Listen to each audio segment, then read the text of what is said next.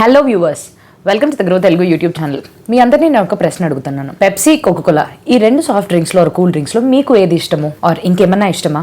So మనం ఇప్పుడు ఒక soft drink industry or cool drink industry మన దేశంలో కానీ తీసుకుని ఎన్ని ఆప్షన్స్ ఉన్నాయి ఆర్ ఎన్ని రకాలు ఉన్నాయి అని చూసుకున్నట్టయితే మన అందరికీ గుర్తొచ్చేది పెప్సీ అండ్ కోకోకోలా. దీనికి మించి కానీ ఏదైనా వెరైటీస్ ఉన్నా కూడా మార్కెట్లోనే ఏదో పెప్సీకో ఆర్ కోకోకోలా వాళ్ళు దాన్ని ఆల్రెడీ సొంతం చేసేసుకునే ఉంటుంటారు. ఫర్ ఎగ్జాంపుల్ కానీ తీసుకున్నట్టయితే మిరిండా, మౌంటైన్ డ్యూ, 7 అప్ వీటిని పెప్సీకో వాళ్ళు ఓన్ చేస్తారు. అండ్ అలానే Fanta, Sprite, Maaza, Rimjhim, Thums Up ఇటువంటి వాటిని కోకోకోలా వాళ్ళు ఆల్రెడీ కొనేసుకున్నారు. అయితే ఈ మార్కెట్ని మనం చాలా కన్వీనియంట్గా డ్యూఓపోలీ అని పిలుచుకోవచ్చు. డ్యూఓపోలీ అని అంటే ఇద్దరు రెండు కంపెనీలు ఈ మార్కెట్స్ని శాసిస్తున్నాయి. అయితే ఈ కూల్ డ్రింక్స్ మార్కెట్ విషయానికి కానీ వచ్చినట్టయితే వీళ్ళు ఎప్పటి నుంచో ఇట్లాగే ఉన్నారా ఆర్ ఈ రెండు కంపెనీలు మాత్రమే శాసిస్తున్నాయా ఆర్ ఇది వరకటు ఏదైనా ఉందా దీనికి చరిత్ర అనేది ఇప్పుడు మనం ముందు తెలుసుకుందాం. సో ఈ సాఫ్ట్ డ్రింక్ ఇండస్ట్రీ ఆర్ ఈ కూల్ డ్రింక్ మార్కెట్స్ విషయానికి కానీ వచ్చినట్టయితే 1962లోని పెప్సీకో వాళ్ళ యొక్క సేల్స్ అనేవి చాలా పడిపోయినాయి. దీనివల్ల వాళ్ళు మన దేశం నుంచి వెళ్ళిపోయారు. అండ్ అలానే కొన్ని సంవత్సరాల తర్వాత మొరార్జీ దేశాయ్ గారి పాలనలోని చాలా ఆంక్షలు అనేవి ఈ ఇండస్ట్రీకి పెట్టారు. సో ఇలాగా మల్టీనేషనల్ కంపెనీస్ ఆర్ అంతర్జాతీయ కంపెనీస్ కోకోకోలా లాంటివి కూడా దాని యొక్క ఆపరేషన్స్ని వదిలేసి మన దేశం నుంచి వెనుదిరగాల్సి వచ్చింది. కానీ అప్పటిదాకా అంటే 1949 నుంచి 1977 కోకోకోలా వాళ్ళు వెళ్ళిపోయేదాకా కోకోకోలా యొక్క సేల్స్ కానీ డిస్ట్రిబ్యూషన్ కానీ వాళ్ళ యొక్క మార్కెటింగ్ పథకాలని పూర్తిగా మన దేశానికి చెందిన Mumbai based company pure drinks వాళ్ళే చూస్తూ ఉండేవాళ్ళు.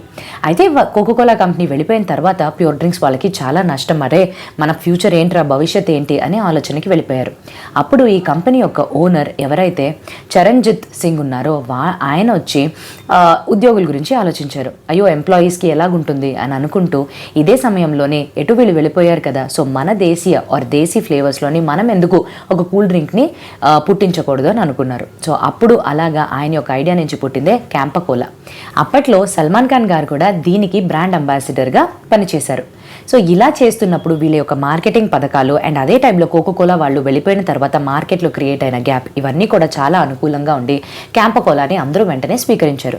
तो 74 जब आप शुरू किए तो कैंपाकोला, गोल्ड स्पॉट ये सब मिलता था क्या?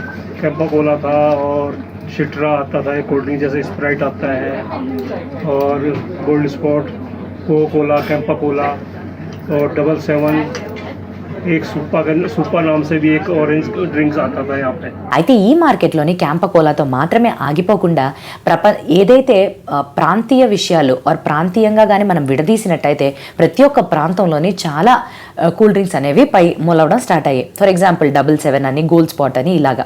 సో ప్రాంతం పరంగా కానీ మనం చూసుకున్నట్టయితే నార్త్లో కానీ చూస్తే ఈ క్యాంపకోలాది ఎక్కువగా సేల్స్ నడిచేది. అలానే వెస్ట్ సైడ్ అంటే సూరత్, గుజరాత్లో బేస్ అయి ఉన్న సాయ్సియో అనే ఒక కూల్ డ్రింక్ కూడా చాలా ఫేవరెట్గా 30% షేర్ అనేది గుజరాత్ మార్కెట్ నుంచి వీళ్ళకు ఉండేది. అండ్ అలానే మనం కానీ సౌత్కి వచ్చినట్టయితే ఒకటి కాదు చాలా Bovonto, Citra, gold spot and Bindu fizz ఇటువంటి వివిధ రకాల ప్రాంతీయ టేస్ట్ ఆర్ దేశీయ టేస్ట్కి సరిపడా వచ్చేవి.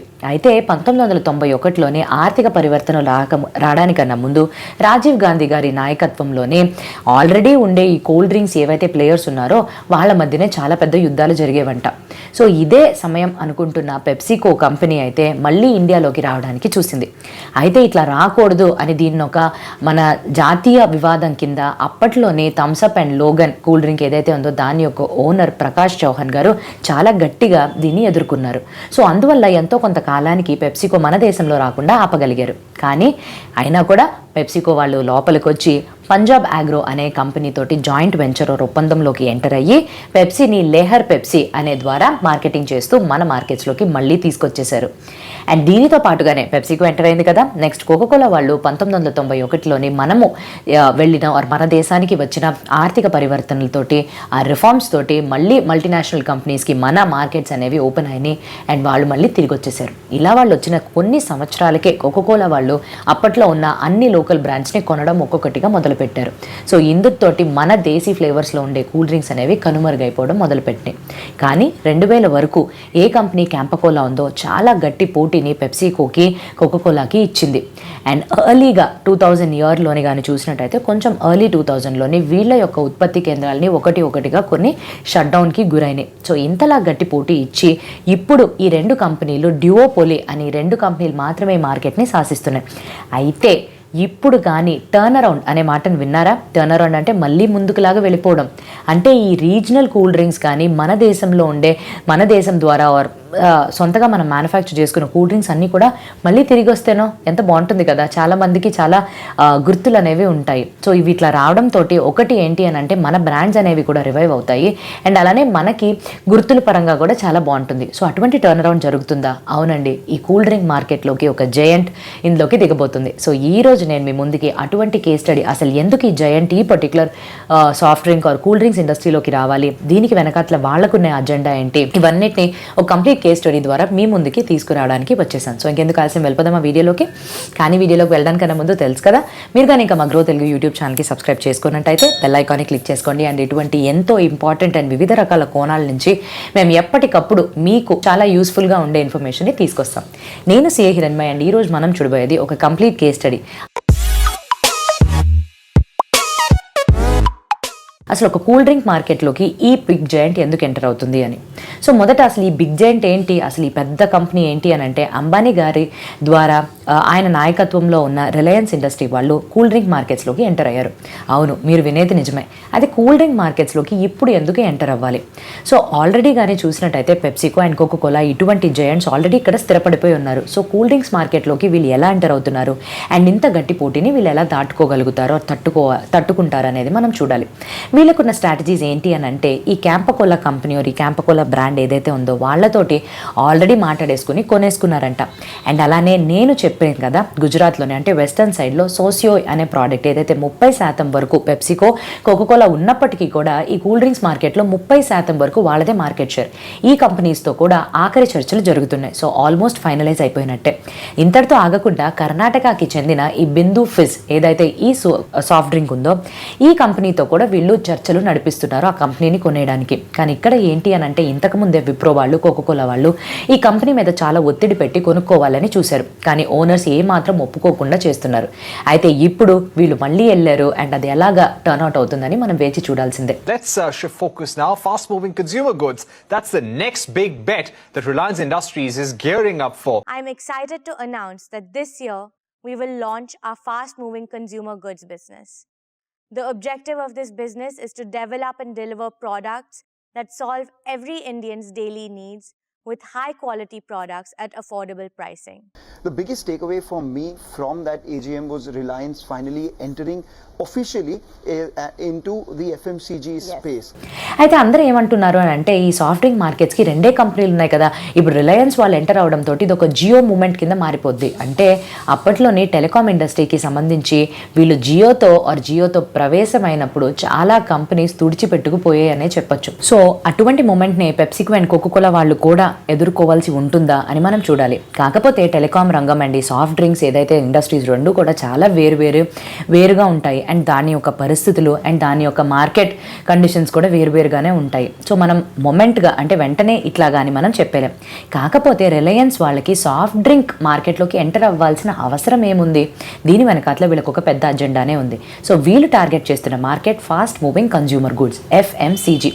ఆల్రెడీ వీళ్ళు రిలయన్స్ రీటైల్ ద్వారా చాలానే ఎక్కువగా బిజినెస్ చేస్తున్నారు. సో దీనికి పనికొచ్చేలాగా వీళ్ళు FMCG మార్కెట్ని కూడా ట్యాప్ చేయాలి అని అనుకుంటున్నారు.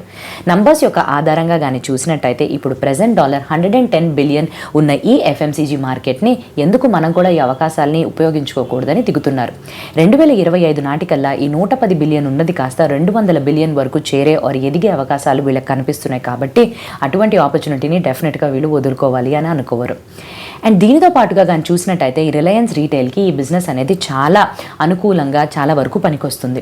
సో అందుకని వాళ్ళు దీన్ని వాడుకోవాలి అని అనుకుంటున్నారు. సో సాఫ్ట్ డ్రింక్స్ మాత్రమే ఎందుకు అని అనుకుంటున్నారా? అక్కడే మనం పొరపాటు పడుతున్నాం. సాఫ్ట్ డ్రింక్స్తో పాటు వీళ్ళ యొక్క రీటైల్ స్టోర్స్కి వెళ్ళి చూసినట్టయితే చాలా రకాల బ్రాండ్స్ని వీళ్ళు తీసుకున్నారు. సో ఎటువంటి బ్రాండ్స్ అని చూసినట్టయితే Good Life, Best Farm Rice, snacks, Glimmer Cosmetics, Fizzy Drinks, ఇవన్నీ కూడా మీరు కేవలం రీటైల్ స్టోర్స్లో రిలయన్స్ రీటైల్ స్టోర్స్లో లేకపోతే జియో మార్ట్లో మాత్రమే మీరు చూస్తారు. కాకపోతే చాలా మంది జియో మూమెంట్ వచ్చేసింది, జియో 2.0 అయిపోతుంది. ఇప్పుడు ఎఫ్ఎంసీజీ మార్కెట్లోని రిలయన్స్ వాళ్ళు ఎంటర్ అయ్యారు, దామ్ ధూమ్గా మిగతా వాళ్ళందరూ వెళ్ళిపోతారు, లేకపోతే ఇది ఒక నిర్మా మూమెంట్ అయిపోద్దేమో అని అంటున్నారు. కాకపోతే మనం అర్థం చేసుకోవాల్సింది ఏంటి అని అంటే, టెలికాం ఇండస్ట్రీలో ఎప్పుడైతే జియో వాళ్ళు ప్రవేశం అయ్యారో అప్పుడు ఆ యొక్క పరిస్థితులు తీసుకుంటే ఆల్రెడీ టెలికాం ఇండస్ట్రీలో ఉన్న కంపెనీలకి అప్పులు అనేవి పెరిగిపోయినాయి. అండ్ అప్పుడు వాళ్ళు సాంకేతికంగా కూడా కొంచెం వెనకబడి ఉన్నారు. సో ఇవన్నింటినీ అడ్రస్ చేస్తూ జియో వాళ్ళు ఒకేసారి చాలా సాంకేతికమైన విజ్ఞానాలతోటి ఆర్ చాలా మెరుగుగా ఉండే ఫెసిలిటీస్ తోటి మన ముందుకు వచ్చారు. సో అప్పుడు ఖచ్చితంగా మిగతా ప్లేయర్స్ ఎవరైతే ఉన్నారో చిన్న చిన్న వాళ్ళు అయితే తుడిచిపెట్టుకుపోయారు. కానీ మనం ఎఫ్ఎంసీజీ మార్కెట్కి వచ్చినట్టయితే హెచ్యుఎల్, పిఎన్జీ ఇట్లాంటి వాళ్ళు ఆల్రెడీ చాలా స్థిరపడిపోయి ఉన్నారు. అప్పులు లేవు, ఏమీ లేవు, ప్రజాదరణ పొందుతూ వీళ్ళకి చాలా ఏళ్లుగా వీళ్ళ యొక్క వస్తువుల్ని అందరూ తీసుకుంటున్నారు. అయితే ఇటువంటి మార్కెట్లో వీళ్ళు ఎలా సర్వైవ్ అవుతారు? సో దీన్ని ఎదుర్కోవడానికే వీళ్ళు హోమ్ బేస్డ్ ప్రోడక్ట్స్ ఆర్ ఏదైతే బ్రాండ్స్ మన సొంతగా మన ప్రాంతాల్లోనే ఈ తయారవ్వబడతాయో వాటిని తీసుకుని మన ముందుకి మార్కెటింగ్ పరంగా వస్తున్నారు. అయితే నేను ఇంతకన్నా ముందు నిర్మా మూమెంట్ అని అన్నాను. నిర్మా మూమెంట్ అంటే ఏంటి? సో నిర్మా మూమెంట్ అంటే 1990లోని ఎప్పుడైతే హెచ్యుఎల్ అండ్ పిఎన్జీ వాళ్ళు ఎఫ్ఎంసీజీ మార్కెట్లో డిటర్జెంట్స్ ప్రొవైడ్ చేయడంలోని వాళ్ళకంటూ సెపరేట్గా ఒక మార్కెట్ని క్రియేట్ చేసి పెట్టుకున్నారో అప్పుడు నిర్మా లాంటి ఒక చిన్న ప్లేయర్ ఎంటర్ అయ్యారు. అరే ఎలాది ఇంత పెద్ద పోటీని తట్టుకుంటుంది అని మనమందరం ఆలోచించే లోపే వాళ్ళ పథకాన్ని చాలా పదునుగా పెట్టారు. 75% తగ్గింపు ధరలకి వాళ్ళు నిర్మాని ఇంట్రొడ్యూస్ చేశారు. సో దీనివల్ల హెచ్యుఎల్ కానివ్వండి, హిందుస్థాన్ వాళ్ళు కానివ్వండి, పిఎన్జీ వాళ్ళు కానివ్వండి చాలా ఒక షాక్కి గురయ్యారు. వాళ్ళ యొక్క కస్టమర్ బేస్ లాయల్టీ కూడా మారిపోయి చాలా వరకు మార్కెట్ షేర్ తగ్గిపోయింది. సో దీన్ని ఎదుర్కోవడానికే మళ్ళీ ఫోర్స్ఫుల్గా హెచ్యుఎల్ వాళ్ళు ఇంకొక ఈ సెగ్మెంట్కి సరిపడా తక్కువ ధరలకి వీల్ అనే ఒక ప్రోడక్ట్ని మార్కెట్లో ప్రవేశపెట్టారు. సో ఇంతలాగా పోటీని కానీ ఇచ్చినట్టయితే ముందు మీరు ఎంత ధరలు కట్ చేసుకున్నప్పటికీ కూడా దాని తర్వాత ప్రజాదరణ అనేది ఒకటి ఉంటుంది.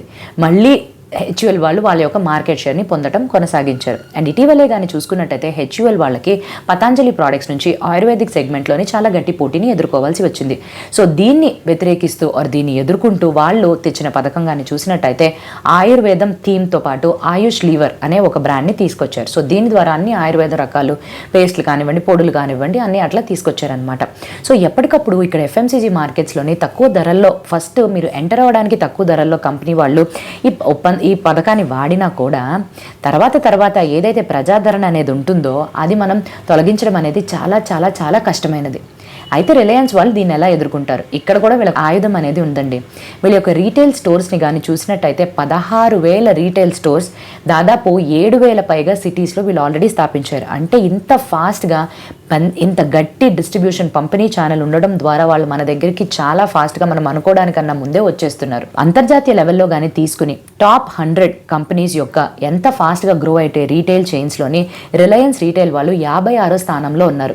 అండ్ ఈ 100 కంపెనీల్లో చూస్తే ఏకైక మన దేశానికి చెందిన ఇండియన్ కంపెనీ రిలయన్స్ రీటైల్ వాళ్ళు మాత్రమే. అండ్ ఇక్కడితో ఆగిపోకుండా వాళ్ళు ఇంకా ఏం చెయ్యాలి అని అనుకుంటున్నారు అని అంటే ఈ మర్చెంట్ పార్ట్నర్షిప్ అనేది కొంతకాలం ముందు స్టార్ట్ చేశారు. దీని ద్వారా లోకల్గా ఉండే కిరాణా కొట్లు కానీ వెండర్స్ ద్వారా వాళ్ళ యొక్క ప్రోడక్ట్స్ని మార్కెటింగ్ చేసుకునే విధంగా అక్కడ కూడా వాళ్ళ ప్రోడక్ట్స్ అందుబాటులోని పెట్టారనమాట. Reliance Retail does 2.2 lakh crore worth sales. Even if they do 3 to 5% of the overall retail sales from their own FMCG brand, that would mean 7,000 to 11,000 crore worth sales, and that would put Reliance's FMCG brand into the top 10 FMCG companies. And what if they do 10% of their sales from their FMCG brand? That would cross 20,000 crores, 22,000 crores to be precise, and that would make it the second biggest FMCG company in the country after HUL, which does 55,000 crores. So వాళ్ళ యొక్క target గాని చూసినట్టయితే ప్రతి నెల ఇలా 1,50,000 పైగా పార్ట్నర్స్ని చేర్చుకోవాలి అని అనుకుంటున్నారు వాళ్ళ డిస్ట్రిబ్యూషన్ ఛానల్లో. సో ఇలాగ వచ్చే 5 సంవత్సరాల్లోనే దాదాపుగా 7,500 సిటీస్లోని 5 లక్షలకి పైగా గ్రామాల్లోని వీళ్ళ యొక్క సెంటర్స్ని స్థాపించాలి అని అనుకుంటున్నారు. అండ్ వీళ్ళ టార్గెట్ చూస్తే 10 మిలియన్ వరకు వాళ్ళ యొక్క partnership or partners resale merchants అంటే హోల్సేలర్స్ కానీ రీటైలర్స్ కానీ ఉండాలి అనే ఒక అంచనాతోటి వీళ్ళు చాలా ముందుకి దూసుకుని వెళ్ళిపోతున్నారు. సో ఇంత బలంగా ఉన్నప్పుడు ఇది చాలా పెద్ద అడ్వాంటేజే అవుతుంది అనమాట. మనము రిలయన్స్ రీటైల్ స్టోర్స్ అనే బ్రాండ్ని మాత్రమే డైరెక్ట్గా విన్నాము, కానీ మనకి తెలియకుండా మనం ఆల్రెడీ వీళ్ళ యొక్క మిగతా బ్రాండ్స్ని కూడా వాడేస్తున్నాం. సో అవే Reliance Fresh, Reliance Smart, Smart Point, Reliance Digital, Trends, Reliance Jewels, Hamleys ఇటువంటి వేరెన్నో. అండ్ ఇది ఆఫ్లైన్ సంగతి. ఆన్లైన్ సంగతి కానీ వచ్చినట్టయితే వీళ్ళు జియో మార్ట్ అనే ఈ కామర్స్ వెబ్సైట్ ద్వారా ప్రతి ఒక్క వస్తువుని మనకు అందిస్తున్నారు. నేను అది జియో మార్ట్ అని అంటే వెంటనే మీకు గుర్తొచ్చే కాంపిటీటర్ అమెజాన్. సో అమెజాన్ పరంగా స్టాటిస్టిక్స్ పరంగా చూసినట్టయితే 19 రాష్ట్రాల్లోని వాళ్ళకి 60 వేర్ హౌస్లు ఉన్నాయి. కానీ రిలయన్స్ వాళ్ళకన్నా చాలా ఎక్కువే ఉన్నాయి. సో ఇటువంటి చాలా గట్టి బలమైన డిస్ట్రిబ్యూషన్ ఛానల్ ఉండడంతో మనకొచ్చే డౌట్స్ ఏంటంటే అమెజాన్ వాళ్ళు కూడా వీళ్ళ డిస్ట్రిబ్యూషన్ ఛానల్ వాడుతూ వాళ్ళ ప్రోడక్ట్స్ని డెలివర్ చేసుకుంటారేమో. అండ్ దీనితో పాటుగా ఇంకొక విషయం కానీ చూసినట్టయితే మన దేశంలో ఇంకా అంతర్జాతీయ కంపెనీస్ ఎంఎన్సీస్ ఏవైతే అవుట్లెట్స్ ఓపెన్ చేయాలో దానికి గల ఆంక్షలు ఇంకా గట్టిగానే ఉన్నాయి. సో ఇది కూడా రిలయన్స్ వాళ్ళకి ఫేవరబుల్గానే వర్క్ అవుతుంది. కాకపోతే అమెజాన్ అంటే అమెజానే, మన దేశంలో కాకపోతే వాళ్ళకి ప్రపంచవ్యాప్తంగా కూడా చాలా గట్టి పంపిణీ ఛానల్ అనేది ఉంది కదా. సో దీన్ని ఎలా ఎదుర్కొంటారు అని చూసినట్టయితే వీళ్ళ యొక్క స్ట్రాంగ్ డిస్ట్రిబ్యూషన్ ఛానల్ అండ్ ఇంకా వీళ్ళు అవుట్లెట్స్ పెంచుకుంటూ చాలా హోమ్ గ్రోన్ అంటే ఈ పర్టికులర్ బ్రాండ్స్ నేను ఏదైతే సాఫ్ట్ డ్రింక్స్లోని వాళ్ళు ఏదైతే పథకాన్ని అమల్లో పెట్టారో అలా మిగతా వాటిల్లో కూడా అటువంటి పథకాలని తీసుకుని వచ్చినట్టయితే తప్పకుండా వీళ్ళు ఎఫ్ఎంసీజీ మార్కెట్లో కూడా మార్కెట్ లీడర్షిప్ని పొందే అవకాశాలు చాలా ఎక్కువగానే కనిపిస్తున్నాయి. అయితే ఫైనల్గా కానీ చూసినట్టయితే ఈ పోరులోని వీళ్ళు కొట్టుకుని ఎవరు గెలుస్తారు అని అంటే మనమే. సో కస్టమర్స్గా మనకి వివిధ రకాల ఆప్షన్స్ నుంచి చాలా అందుబాటు ధరల్లోనే నాణ్యమైన వస్తువులు అనేవి దొరుకుతాయి. సో ఇదండి ఏదైతే కేస్ స్టడీ కూల్ డ్రింక్స్ మార్కెట్లోకి అసలు ఎందుకు రిలయన్స్ వాళ్ళు ఎంటర్ అవుతున్నారు, దీని వెనకాతలు గల అజెండా ఏంటి, అండ్ ఈ అజెండా వల్ల వీళ్ళు ఏమి సాధించాలి ఆర్ ఎటువైపు ఏ దిశగా వెళ్తున్నారని అర్థమైంది కదా. మీకు కానీ వీడియో నచ్చుంటే please do like the video. And ఇటువంటి ఇంకో మంచి టాపిక్తో మీ ముందుకి రావడానికన్నా have a happy and a safe investing. And ఇది ఒక ఎడ్యుకేషనల్ కంటెంట్ కోసం మాత్రమే కేస్ స్టడీ పరంగా వివిధ రకాల కోణాల్లో తీసుకుని రావడం జరిగింది. ఎటువంటి రికమెండేషన్స్ అనేవి ఇవ్వటం జరగట్లేదండి. So have a happy and a safe investing. Thank you.